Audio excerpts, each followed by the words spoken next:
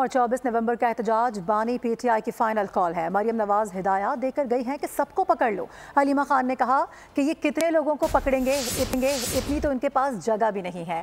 P T I کا مطالبہ ہے بے گناہ کارکنوں کو رہا کریں، آئین کو بحال کیا جائے، احتجاج ہمارا آئینی حق ہے۔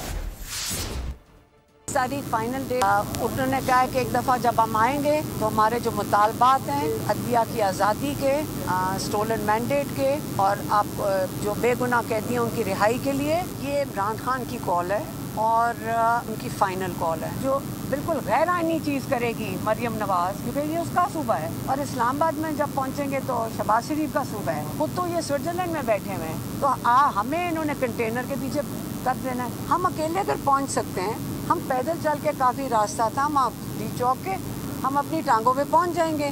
آپ سارا دن یہ بات کرتے ہیں کہ جی جب تک کوئی مایوس ہو جائے گی، جب عمران خان نے کال دے دی آپ مایوس کیوں ہوں گے؟ سبسکرائب کریں اور بیل دبائیں تاکہ کوئی خبر رہ نہ جائے۔